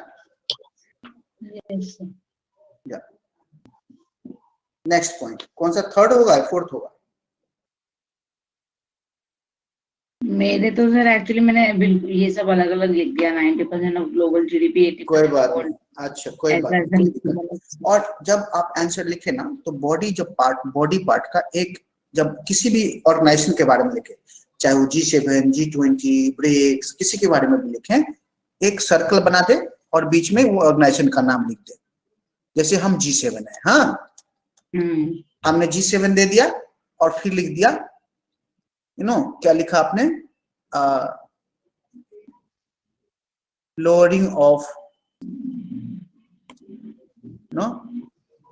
Tax, यही तो था, lowering of taxes। फिर और हाँ lowering of taxes, climate change, COVID-19, Russia China, एक छोटा सा पिक्चर बना दे। हाँ और इधर था कोविड-19 पैंडेमिक, और एक था वैक्सीन डिस्ट्रीब्यूशन। ठीक है? What idea? Yes sir. एक छोटा सा बनाने से हो जाता है कि एक ही बार में उसको पता है, राइट, कि ये है मेजर पॉइंट इसने डाल दिए हैं, ठीक है? उसका आप एक्सप्लेनेशन जरूर दे, बट आपको हार्डली 1 मिनट लगेगा ये पिक्चर बनाने में। Sure. Yes. हाँ, तो जो आप लिखे उसका एक पिक्चर भी बना दे, राइट? पूरा हेल्दी और वेटी होगा, ओके? बट वो बॉडी में बनाए, ऐसा नहीं कि आप पहले पिक्चर बना दे फिर उसका एक्सप्लेनेशन, नहीं। आप पहला जो पैराग्राफ होना चाहिए वो पैराग्राफ होना चाहिए, पॉइंट कभी नहीं होना चाहिए। Yes, right. तो पहला पैराग्राफ लिखिए जो पूरा इंट्रोडक्शन होता है, राइट। उसके बाद आप बॉडी जब लिखें तो बॉडी के बीच में आप एक जगह पे, चाहे बीच में बनाएं, चाहे बड़ा बनाएंगे तो बीच में बनाएं, छोटा बनाएंगे तो साइड में बना दें और आंसर लिखें, या आप बीच में एक पिक्चर बना दें और फिर आंसर उसी का एक्सप्लेनेशन भी रहेगा। फाइन? Yes sir. हाँ हाँ, ठीक है? Yes sir. चलिए क्या लिखे? G20 has worked to promote growth, integrity of financial system, combat terrorism and climate change. Very good. देखिए, priority of G20, priorities of G20, देखिए प्रायोरिटीज ऑफ G20, क्या प्रायोरिटी है? प्रायोरिटी ऑफ G20, लिखिए improving sustainability, पहला लिखिए ऐसे simple, sustainability.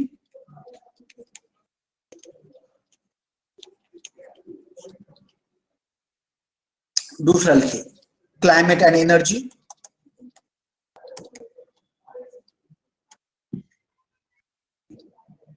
Right. तीसरा लिखिए ट्रेड एंड इन्वेस्टमेंट,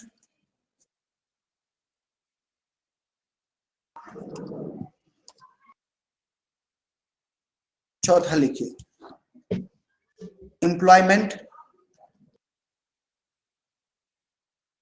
पांचवा लिखिए empowering woman,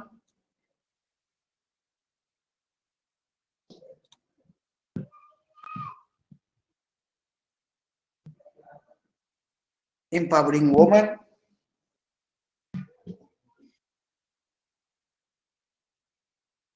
Yes sir. yeah, sixth लिखिए combating, fighting terrorism,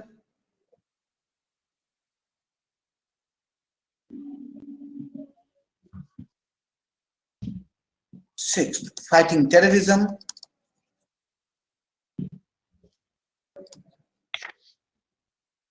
seventh लिखिए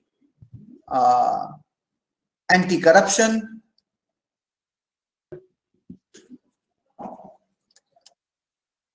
आठवां लिखिए global health,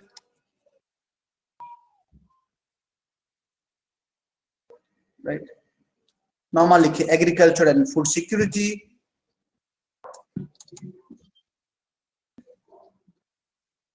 and food security,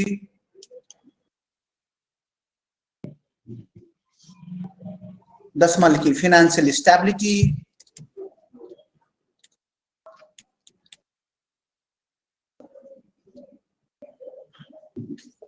financial stability,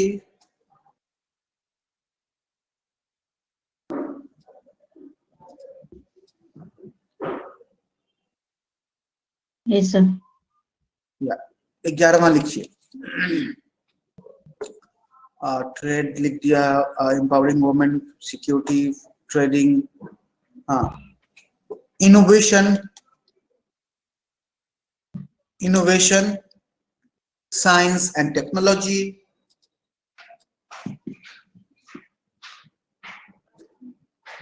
innovation, science and technology, Environment, हाँ, क्लाइमेट चेंज नहीं लिखा हमने, ऊपर लिख चुका था, लिख दिया ना? हाँ, हो गया वो, हाँ, देखिए सस्टेनेबल डेवलपमेंट गोल्स, ये बच्चे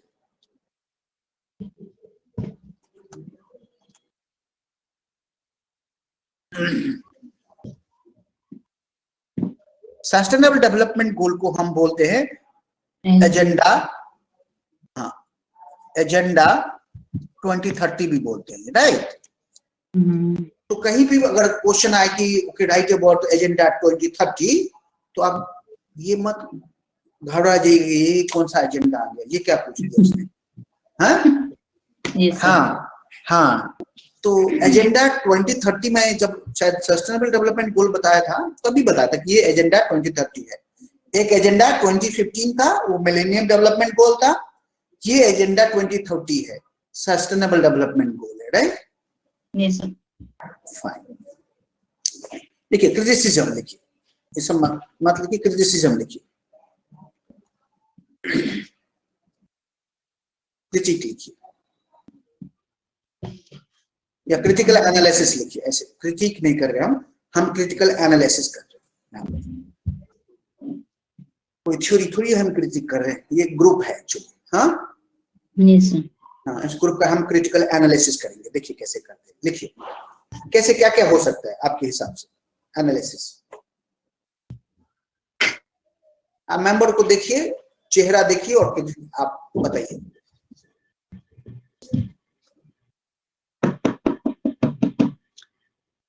क्रिटिकल एनालिसिस क्या हो सकता है? क्रिटिकल एनालिसिस देखिए, लिखिए देखिए चाइना और रशिया के बारे में, चाइना और यूएस के बारे में बनता है क्या दोनों का?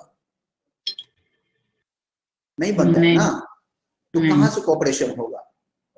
हम आपको ओपेक, जब ओपेक नहीं पढ़ाए थे, क्या पढ़ाया था मैंने कल, एक और ऑर्गेनाइजेशन पढ़ाया था ना, बताया था कितना कॉन्फ्लिक्ट है रशिया और चाइना के बीच में, एपेक, यस। उसमें बताया था कि क्या प्रॉब्लम है, वही प्रॉब्लम यहाँ पर भी है, सेम प्रॉब्लम यहाँ पर भी है, क्योंकि यहाँ डाइवर्स ग्रुप है, राइट। G7 बहुत ही सक्सेसफुल है अपने काम में, EU बहुत सक्सेसफुल है, लेकिन एपेक बहुत खराब हालत है, एपेक की, सार्क की बहुत खराब हालत है। सारा हालत क्यों खराब है? सार्क के जो मेंबर है इंडिया और पाकिस्तान, वो आपस में लड़ते रहते हैं। इंडिया और ये जो बांग्लादेश कभी एक बात पे सहमत ही नहीं हो पाते, राइट। ग्रुपिंग तो तब बनती है ना, देखिए हमारी 4 लोगों की दोस्ती है और फिर हम चारों दोस्त पार्टी करते हैं, कितने मजे करेंगे, हाँ यस। बट हमारा जो ग्रुप बना दिया 4-5 लोगों का ग्रुप, और उसमें 1-2 मेरा दुश्मन है, और फिर वो पार्टी करेगा, वो क्या करेगा, पी के एक दूसरे को गाली देगा। नहीं करता है, मुझे बताइए, हैं? तुम्हारी औकात क्या है, तू क्या जानता है, तू क्या जानता है, हाँ? एक दूसरे की औकात दिखाने लग जाते हैं। वही चाइना औकात दिखाने, यूएस औकात दिखाने लग जाता है चाइना को, यही यूएस औकात दिखाने लग जाता है रशिया को। कहाँ है रशिया? इंडिया, ब्राजील में सेकंड रो लास्ट, या ये समझे? Yes sir. हाँ, और ये यूनाइटेड स्टेट के साथ कौन आ जाता है घूम के, और बड़े झूम के आता है, वो है हमारा, कहाँ गया ये चाचा भतीजा है दोनों। मैंने आपको एक बार बताया था कि ये दोनों चाचा भतीजा है, हाँ यस। सो जो एपेक का इशू है, वो क्रिटिकल एनालिसिस हम लोगों ने कल एपेक में किया था कि यस, जो हमें कोऑपरेशन आज फंक्शनलिज्म जो थ्योरी है एप्लीकेबल है EU में, वो यहाँ पर नहीं हो पा रहा है। There is no cooperations. Why? Because the political leaders of the emerging economy like China and Russia is not at to consensus with US and UK, right? We are living in the age of Cold 2.0, Cold War 2.0, right? Yes sir. Are you getting my point? Yes sir. So जो APEC का analysis है, similar analysis यहाँ पर लिखना है और कुछ नहीं करना है। एपेक के बदले हमें G20 कर देना है, right? So if you see EU कहाँ है EU इसमें? EU कहाँ चला गया इसमें? नहीं है क्या? ये रहा, ईयू में जो इकोनॉमिक कोऑपरेशन आपको देखने मिलता है, ये नहीं, यहाँ नहीं है, एपेक में नहीं है. Why it is so? Because there are internal conflict between or among the members. Fine? Yes, sir. Yeah. So that's why G20 it has a very low level of, economic cooperation and trade. Right? Although it is the biggest, largest. मैंने कहा 90%, 80% अभी बात कर रहा था मैं. Right? Yes, sir. But there is no such, such cooperation. Cooperation. हाँ, very low level of cooperation if we compare with EU and G7. Right? G7 में फंक्शनलिज्म है वहां पर. Right? वहां पर तो फंक्शनलिज्म है, कॉम्प्लेक्स इंटरडिपेंडेंस है, न्यू फंक्शनलिज्म है वहां पर बहुत ज्यादा.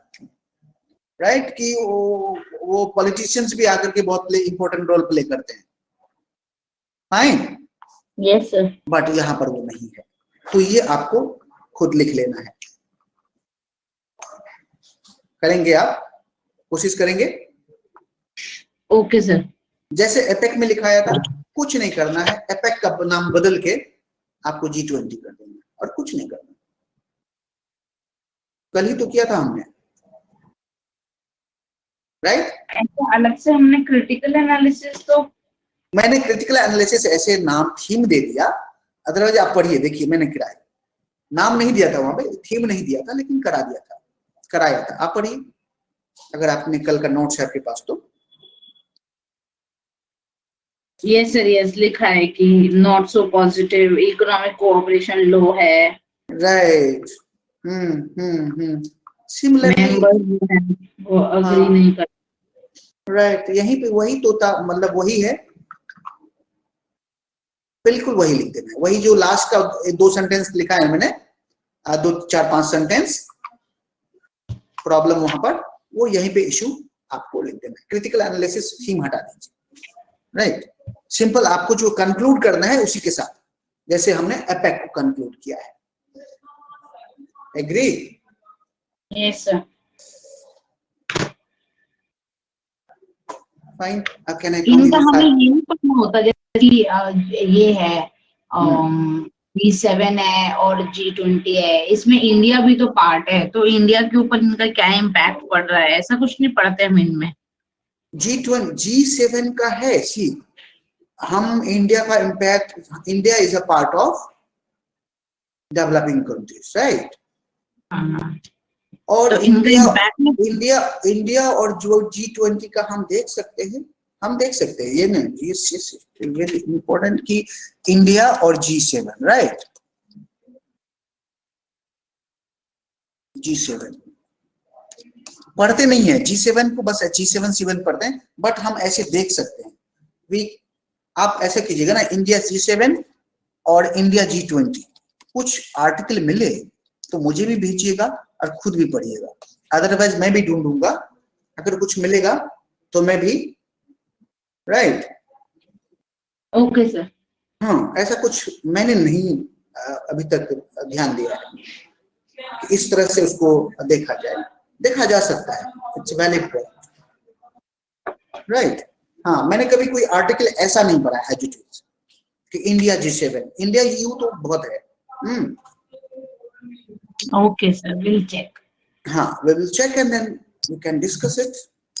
Fine. Yes, so next OECD हम छोड़ देते हैं, हम ब्रिक्स कर लेते हैं. अच्छा, OECD करेंगे नहीं? कर लेंगे. थोड़ा OECD आज रहे होल्ड पे छोड़ देते हैं. राइट? थोड़ा मुझे और इंफॉर्मेशन डालना है इसमें, तब बताना. And can I come in 5 minutes? Yes sir, right? Yes.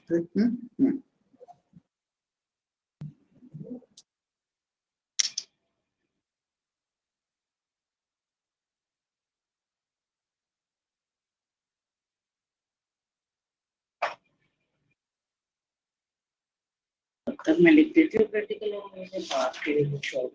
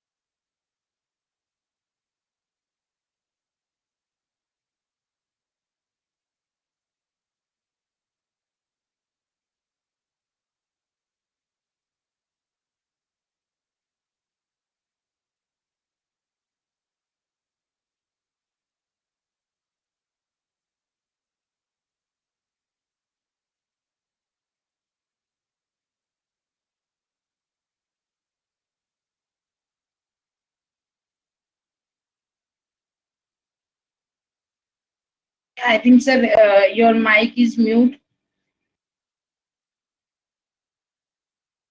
Yeah. Am I audible? Yes, sir.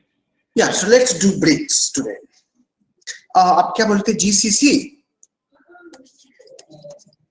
Yes, sir. एक GCC भी होता है ना, that is also important. GCC है, OIC है, बहुत सारा है, लाफ्टा है, हाँ, you know, हम उतना या GCC थोड़ा सा GCC और OIC कर लेंगे थोड़ा सा, राइट?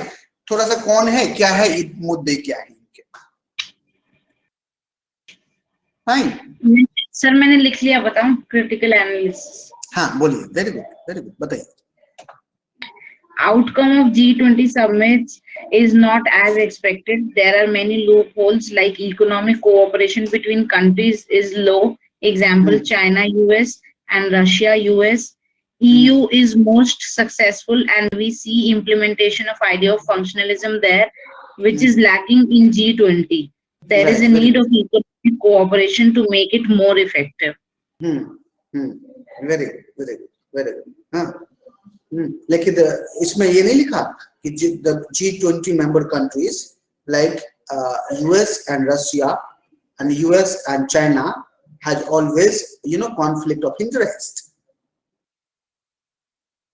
Okay. लिख दीजिए.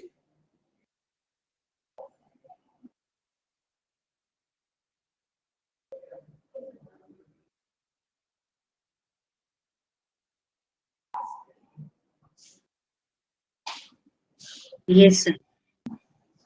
Yeah. Done. Yes, sir. Very good. Now come to the BRICS.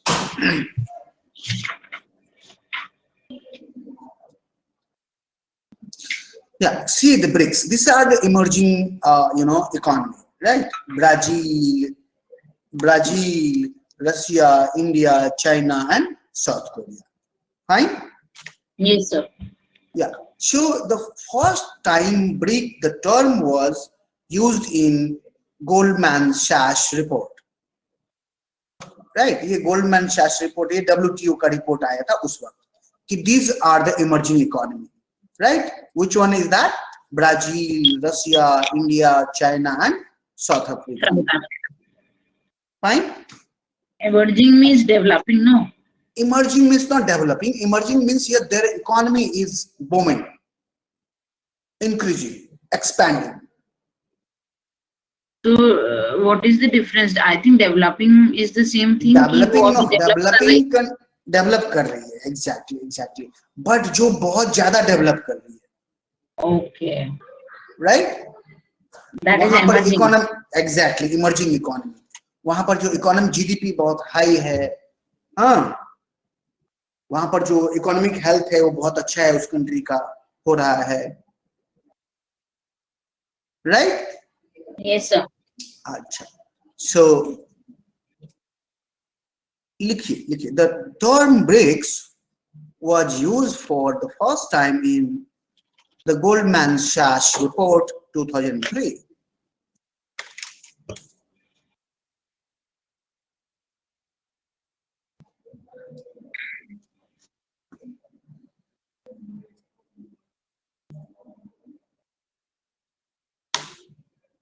The term BRICS was used for the first time in the Goldman Sachs report 2003.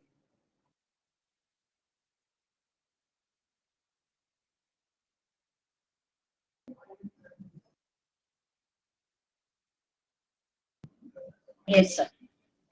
Right?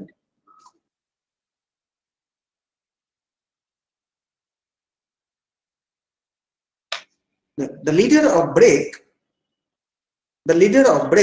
Brazil, Russia, India, and China, countries met for the first time in St. Petersburg, Russia.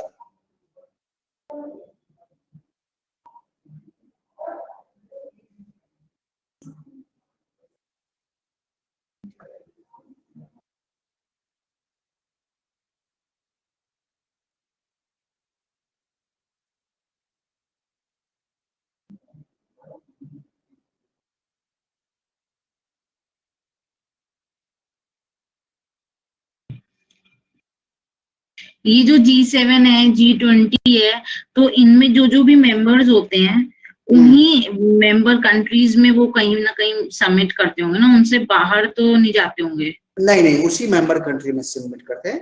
आप भाई साहब, हमारी relationship है आपके साथ, मेरी family के साथ, और हम दोनों मिलेंगे तीसरे के घर में, क्या बताइए मिलने देगा हमें? हाँ बताइए। मान लीजिए 5 फैमिली का रिलेशनशिप है, तो पांचों फैमिली में से किसी एक की जगह होस्टिंग होगी ना। यस, तो ऐसा डिसाइड ये लोग खुद करते हैं रोटेशन वाइज। Exactly, rotation. हाँ, क्या लिखा आपने? Leader of BRICS met for the first time in St. Not BRICS, Petersburg. Brick, not BRICS, brick, BRIC। South Africa नहीं था, साउथ अफ्रीका नहीं था उसमें। अच्छा, BRIC, brick. The leaders of BRIC, लिख दीजिए, Brazil, Russia, India and China, met for the first time in St. Petersburg, Russia. yes sir. After, देखिए, after the G8 summit, आपको पता है ये लोग गेस्ट थे वहां पर, G8 में गेस्ट थे ना, ये G8 में गेस्ट थे ये। अब वहां की ग्रुपिंग देख के इनको लगा कि यार हमें भी ग्रुपिंग करना चाहिए। पता नहीं कहीं जाकर के आप देखते, अड़िया ये तो बढ़िया है, हम भी शुरू करते इसको। Yes sir. हाँ हाँ, तो ये वहां पे गए और फिर उन्होंने ये शुरुआत किया। क्या लिखा आपने? Leader of BRIC met for the first time in St. Petersburg in Russia after the G8 summit. G8 summit, where BRIC country participated as a guest of G8.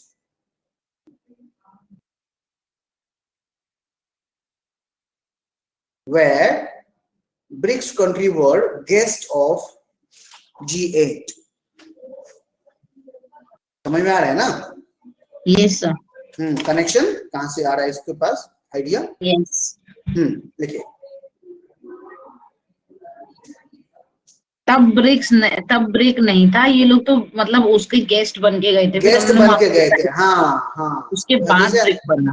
Exactly बाद में ये लोग पहली मीटिंग, अभी भी ब्रिक बना नहीं है, ब्रिक के कंट्री मिले हैं, लीडर मिल रहे हैं सेंट पीटर्सबर्ग में G8 समिट के बाद। यस राइट, देखिए, लेटर इन ईयर सितंबर, सॉरी क्या बोला, ईयर 2006 था। 2005 में इनको मेंबरशिप मिला है, मतलब गेस्ट का स्टेटस मिला है वहां पर G7 में। 2006 की बात है ये।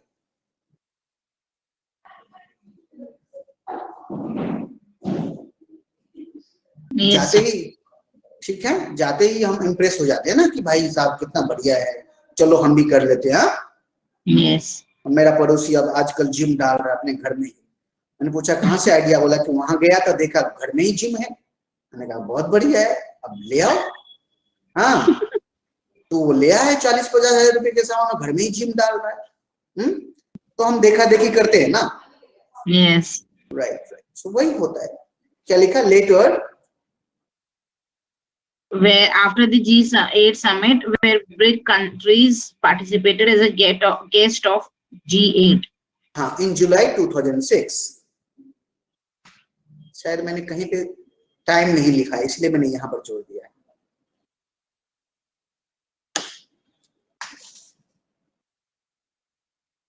ओके सर, ठीक है, लिखिए, letter in September 2006, yes sir, the foreign minister of BRIC countries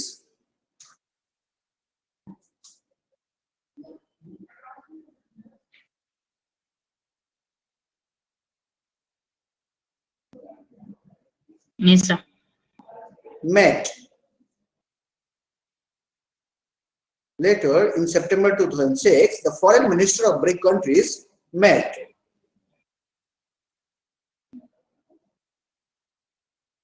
yes sir, right?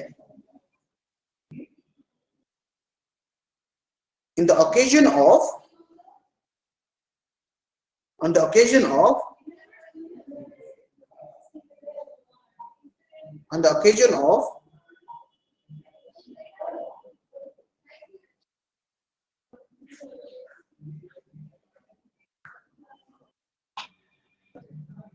general debate of the UN Assembly.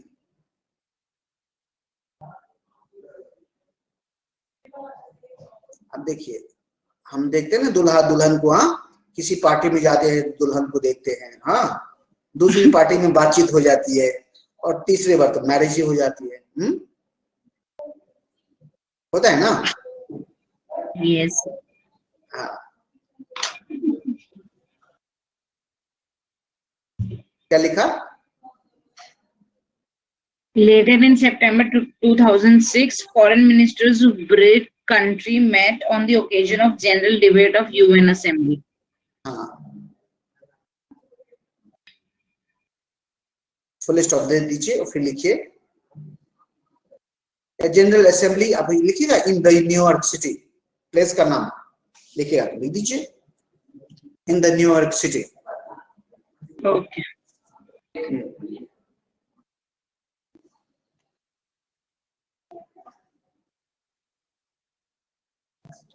Full stop लिखिएगा। thereafter comma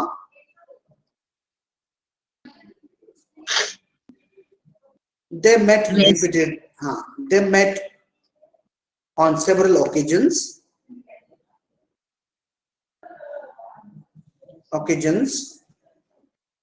full stop. The first BRICS summit was held in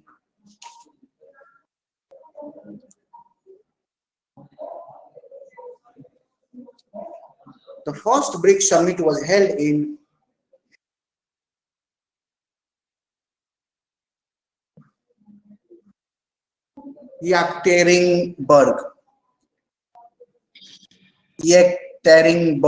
Russia on 16 June 2009, यानी पहले summit 2009 में हुई थी। 2006 में mail मिलाप हुआ, उसके बाद फिर मेल मिलाप हुआ, और फिर 2009 में जाके शादी हो गई उनकी। सर एक चीज, ये 2006 में तो पहली बार मिले थे, तब तो ब्रिक्स था नहीं। नहीं था। ब्रिक्स बना है 2009 में। हाँ, तो इन्होंने जो ये गोल्डमैन सैश की जो रिपोर्ट थी 2003, उन्होंने पहले ही ये टर्म दे दी थी। हाँ, गोल्डमैन सैश रिपोर्ट में पहले ही टर्म दे दी थी कि ब्रिक ये जो कंट्री है बहुत इमर्जिंग है। जैसे हम मान लीजिए हम एक बीमारू, एक टर्म है, आपने सुना होगा बीमारू स्टेट। हाँ, बीमारू, हाँ आपने सुना है बीमारू स्टेट? नहीं सुना? नो। फिर इकोनॉमिक्स क्या पढ़ा? बीमारू state in India, Bihar, Madhya Pradesh, Rajasthan, Uttar Pradesh, नहीं सुना? इस सब स्टेट को बीमारू बोलते हैं। बीमार हैं ये लोग, यानी इनकी हेल्थ बहुत खराब है। यहाँ पर बहुत गरीबी है, यहाँ पर माल न्यूट्रिशन है, यहाँ पर MMR मैटरनल मोर्टालिटी रेट बहुत ज्यादा है, यहाँ पे चाइल्ड मोर्टालिटी रेट बहुत ज्यादा है। तो these states are called BIMARU, right? ये टर्म पहले आ गया। अब हो सकता है बिहार, मध्य प्रदेश, उत्तर प्रदेश और राजस्थान आपस में मिल ले कि भाई हम कुछ करें, हमारे यहाँ बहुत लोग मर रहे हैं, हमारे यहाँ बीमारी बहुत है, हमारे यहाँ बहुत मतलब अनएम्प्लॉयमेंट है, हमारे यहाँ ह्यूमन राइट्स प्रॉब्लम बहुत है, हमारे यहाँ हमारा हेल्थ का बहुत इशू है। Yes sir. हाँ, तो नाम पहले पड़ गया था, बाद में ये लोग मिले थे 2006 में। और 6 में मिलने का ओकेजन क्या था? तीसरे की शादी का एनिवर्सरी था ना। उस पार्टी में ये लोग गए थे, मतलब G7 का एनिवर्सरी था, यही तो था G8 का। G8 समिट में ये लोग गए थे 2006 में। yes. और ये आपस में मिले और देखे कि यार ये लोग तो बड़ा मस्त कर रहे हैं, हम भी इमर्जिंग इकोनॉमी है तो ना हम लोग भी ऐसा कुछ करते हैं, राइट? तो ये उसमें थोड़ा बातचीत हुई, बाद में फिर से बातचीत हुई, फिर मिलते रहे, बाद में आके 2009 में इनकी शादी हो गई। ये बन गए ब्रिक 2009 में। Clear? Yes, sir. Yeah. देखिए, BRIC group was renamed as a BRICS. BRIC group was renamed as a BRICS after South Africa was accepted as a full member of at the BRIC foreign ministers meeting in Newark in September 2010.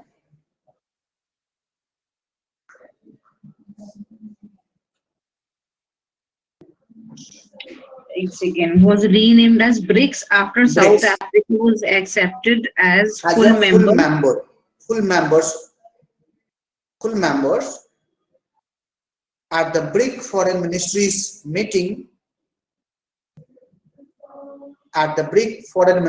meeting in Newark in September 2010.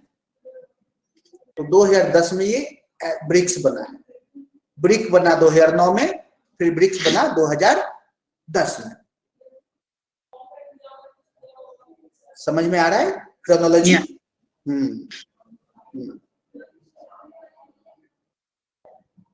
Fine? Yes, sir. देखिए,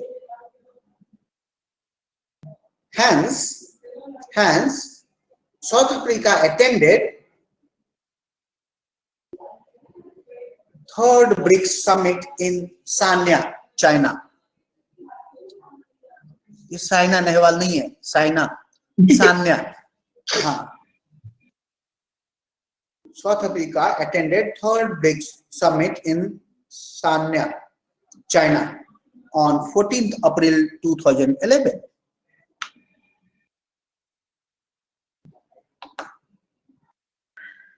Yes, sir. Done? Yeah. तो इतना ही रहने दें Okay. आज के लिए. हाँ, Yes, sir. इसमें थोड़ा कराना है मुझे अच्छे से. ठीक है? Yes, sir. हाँ, अच्छे से ब्रिक्स करा के फिर ओपेक चलेंगे. I see. On Monday I will not teach you. Monday I have some issue. Now I have to go some hospital. Right? Okay, sir. So on Monday, I'll join you on Tuesday onwards. Okay, sir. ठीक है? Okay, sir. So आपको जो भी practice करना है, जो भी करना है, आप संडे और मंडे you do. ठीक है? ऐसा नहीं कि सबकी क्लास नहीं है. नहीं, आप 2-3 घंटे मंडे को जरूर पढ़ें pol science PSIR. Yes, sir. Fine? हाँ, और PPT मैं भेज दूंगा, PPT से देखें. Right? Okay, sir. So see you on Tuesday, not on Monday. Okay? Sure, sir. Okay.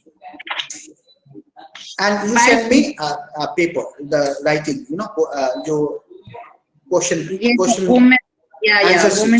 answer मुझे भेज दीजिए. Yeah.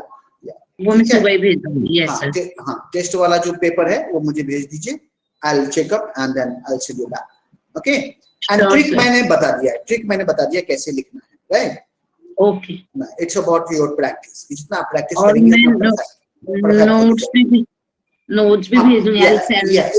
तो मैं 2 टॉपिक्स के भेज दूंगी. पक्का भेज दीजिए जितना आप भेज सकते हैं. Right? And I'll check it up and then we'll tell you. Fine. Okay, sir. See you then on Tuesday, not on Monday. Yes, sir. Bye bye then. Okay, sir. Bye, sir. Bye. Take care. You too.